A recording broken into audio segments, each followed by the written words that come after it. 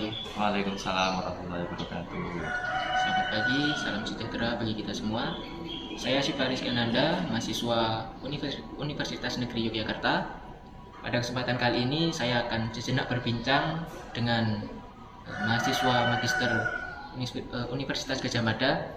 Mungkin bisa diperkenalan dulu, Mas. Oh ya, baik. Selamat pagi. Perkenalkan saya Fajar, mahasiswa Magister Elektronika dan Instrumentasi Universitas Gadjah Mada. Oke, yang pertama saya mengucapkan terima kasih kepada Mas Fajar karena telah meluangkan waktunya untuk sejenak berbincang. Ya, mungkin ada beberapa hal yang ingin saya tanyakan, Mas, mengenai elektronika dan instrumentasi. Tentunya dengan dikaitkan dengan isu-isu yang sedang terjadi di dunia ini. Oke. Mungkin bisa langsung saja, Mas, ya. Ya, Oke, yang ingin saya tanyakan yaitu ini kaitannya dengan isu lingkungan dan energi terbarukan, Mas. Nah, pada saat ini kan dunia sedang menghadapi krisis iklim yang gencar melakukan transisi ke energi bersih seperti kendaraan listrik dan panel surya. Nah, menurut pandangan Mas Fajar sebagai mahasiswa ELINS, nah bagaimana sih peran konkret ilmu elektronika, sensor dan instrumentasi dalam mendukung perkembangan teknologi ramah lingkungan atau green stack ini? ya, betul. Isu lingkungan, terutama di sektor renewable energy itu memang sangat kita perhatikan di Alins. Karena mau bagaimanapun teknologi itu akan terus berkembang, dan bagaimana kita membuat energi di sektor lingkungan itu bisa seefisien mungkin dan juga sehemat mungkin gitu kan kita mau transisinya ke energi hijau gitu.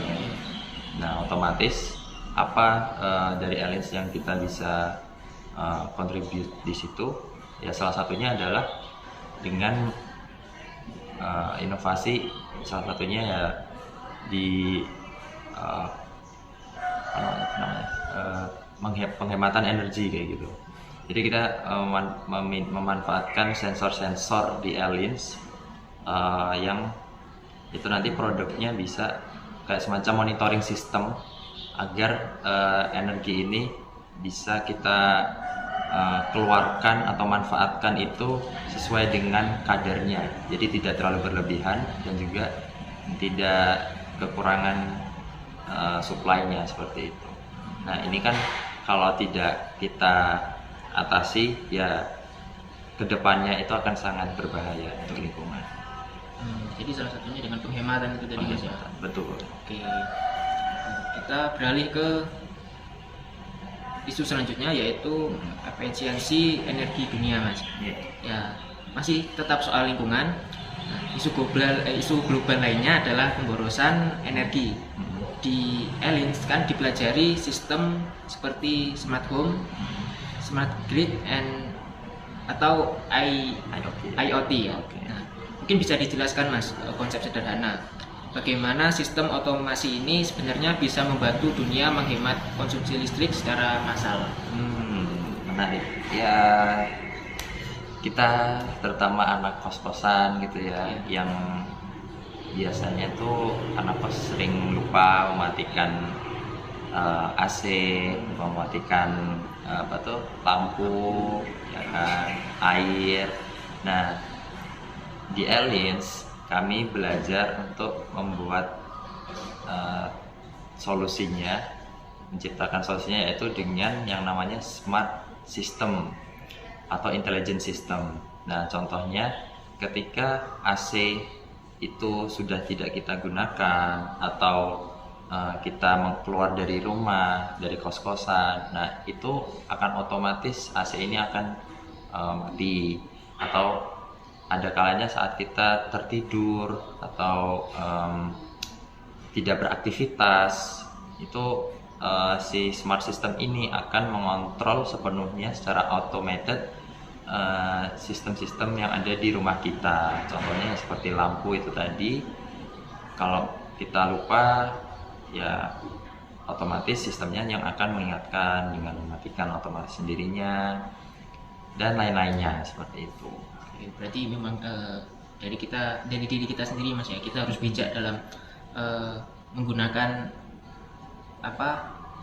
barang-barang yang ada yang sering kita pakai ya, seperti kipas, AC, lampu dan lain sebagainya. Ya. Oke.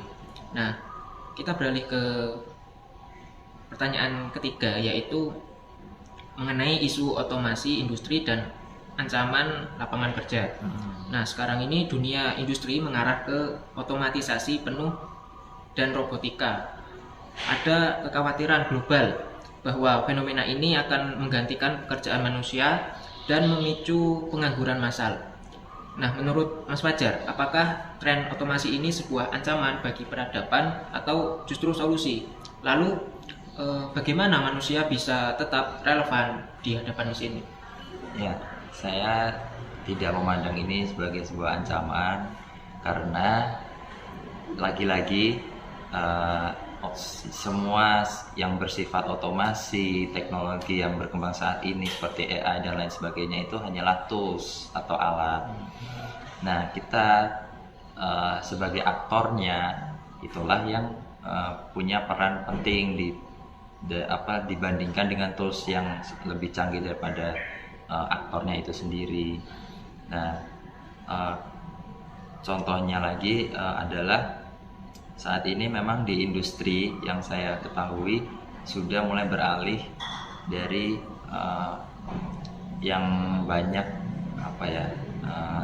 tenaga engineer-nya di lapangan itu mulai beralih ke robotik, ke robot. Nah, tapi sebetulnya di balik engineer-engineer ini yang dikikis itu justru menciptakan peluang posisi-posisi baru karena dibutuhkan pakar-pakar atau expertise yang menggerakkan robot-robot ini seperti itu. Nah, makanya untuk bisa selalu relevan dengan teknologi yang sudah maju saat ini adalah ya kita harus upgrade keilmuannya kayak gitu. Nah, oleh karena itu saya di Airlines ini selalu punya mindset ya harus upgrade skillnya dari kompetensi kita kayak gitu. Jadi kita juga harus terus berkembang Mas ya, agar tidak kalah dengan fenomena-fenomena yang semakin terbaru ini.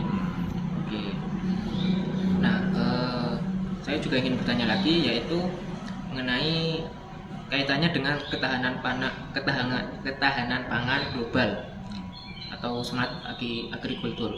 Nah, ancaman global masa depan lainnya yaitu adalah krisis pangan Mas, akibat perubahan iklim dan meledaknya populasi bumi. Nah, di bidang Airlines ada teknologi smart agriculture atau pertanian pintar. Nah, menurut Mas Fajar, seberapa efektif teknologi berbasis sensor dan IoT ini bisa membantu para petani dunia untuk meningkatkan hasil panen mereka secara efisien? Baik, ya teknologi IoT di bidang pertanian ya tentunya banyak manfaatnya untuk meningkatkan produksi panen misalkan. Kemudian juga kan petani-petani itu sebetulnya bisa dibantu untuk monitoring perkebunannya atau sawahnya ya. Misalkan kita punya data kapan sih kapan kita harus panen, kapan kita harus menyirami sawah seperti itu. Nah, itu semua ada namanya sistem yang sifatnya personalized atau yang bahasa mudahnya itu lebih private gitu informasinya. Nah, kemudian semua informasi-informasi ini tadi bisa diintegrasikan juga dengan alat-alat yang saya sebut dengan smart agriculture itu tadi, kayak gitu. Mungkin itu Mas ya? Ya mungkin itu saja. Lalu sekarang kita beralih ke pemerataan kesehatan. atau medical instrumentation. Nah, pasca pandemi global, dunia sadar bahwa fasilitas kesehatan belum merata, terutama di negara berkembang. Nah, dari sudut pandang ilmu instrumentasi medis, inovasi teknologi atau alat kesehatan seperti apa yang paling mendesak untuk dikembangkan saat ini agar pelayanan kesehatan bisa diakses bagi semua orang dengan murah gitu, Mas? Ya, ini pertanyaan yang bagus. Untuk segi pelayanan, saya rasa Elins juga belajar tentang ini, Mas. Bagaimana pelayanan ini tuh bisa cepat, praktis, dan juga murah ya. Contoh yang saya kembangkan kemarin adalah sistem untuk mendetek pelayanan di awal, jadi proses screening pasien. Nah, kasusnya adalah pada saat itu pandemi. Ketika pandemi ini kan pasien itu membludak di unit-unit rumah sakit, sehingga proses screening itu tidak bisa cepat karena ya pasti kewalahan, dan kita membutuhkan sebuah sistem yang ini tuh bisa meringkas waktunya, dan juga pasien ini bisa lekas segera ditangani ke bangsal yang dituju kayak gitu. Nah, oleh karena itu saya rasa perannya ada di situ, Mas. Ketika kita di Elins itu memberikan efisiensi di pelayanannya lewat itu sih, smart system. Jadi memang bisa dibayangkan ya, waktu pandemi itu hampir seluruh dunia itu kan rumah sakit itu penuh, dan tentunya mungkin itu belum pernah malah di luar dugaan pasien bisa membludak di rumah sakit, dan mungkin saja itu tidak balance dengan fasilitas kesehatan yang ada di rumah sakit ya, Mas. Jadi mungkin sangat lama, Mas. Iya, sangat lama dan tidak optimal mungkin. Iya. Oke. Kita beralih ke isu selanjutnya, yaitu sampah elektronik dan etika teknologi, Mas. Nah, jadi semakin maju teknologi, sampah elektronik atau e-waste global ya juga menumpuk jadi polusi baru yang sangat berbahaya bagi bumi. Nah, sebagai orang yang belajar cara merancang alat elektronik, bagaimana Mas Fajar bisa melihat isu sampah elektronik ini? Apakah mungkin kedepannya kita menciptakan tren elektronik yang berkelanjutan dan ramah lingkungan?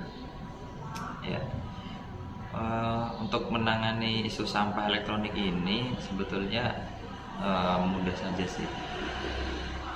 Kita mulai minimalisir penggunaan alat-alat yang sifatnya tidak perlu dibelanjakan seperti itu. Nah, baru-baru ini juga ini terus terang menyangkut tentang tesis riset saya, di mana kasusnya adalah kita pakai industri di oil and gas, di mana di sana banyak instrumentasi alat kayak sensor tekanan, sensor aliran, dan lain-lainnya itu sering jadi banyak disimpan di gudang gitu, karena masalah di lapangan itu miskalibrasi, atau pada saat diinspeksi alatnya ternyata alatnya belum rusak gitu, terus akhirnya dia beli baru alatnya. Nah, padahal terus ada lagi yang bilang ini bentar lagi alatnya akan rusak, padahal di sistemnya bilang, loh ini mah alatnya baru beli 2 bulan yang lalu, kenapa lu udah ngeinspeksinya rusak? Nah, yang jadi pertanyaan adalah terkadang memang ada human error di situ. Oleh karena itu kita bikin namanya AI yang bisa mendeteksi sebenarnya ada celah-celah yang sifatnya itu bias, yang karena banyak informasi yang masuk sehingga dia mengatakan si A alatnya rusak, si B belum rusak padahal ini harusnya segera diganti. Akhirnya nggak ketemu nih. Nah, para teknisi itu akhirnya berlomba-lomba untuk udahlah beli alat, akhirnya jadi sampah. Nah, ini yang akan saya kerjakan juga di tesis ini. Semoga sih kedepannya benar-benar diperhatikan ya isu terkait sampah elektronik ini, karena nggak kasusnya itu nggak cuma di industri ini aja, pasti akan melebar-lebar juga di yang lain-lain juga kayak gitu Mas. Jadi tadi lebih ke pemborosan Mas ya? Iya. Kurang bijak dalam bijak. Menangani apa yang terjadi itu Mas ya? Oke, jadi itu tadi topik yang kita bahas dan tentunya diperjelas oleh Mas Fajar. Ya semoga kita mendapat insight-insight baru ya yang tentunya bermanfaat bagi kita semua. Ya, terima kasih Mas Fajar yang telah meluangkan waktunya. Terima kasih. Assalamualaikum warahmatullahi wabarakatuh. Waalaikumsalam.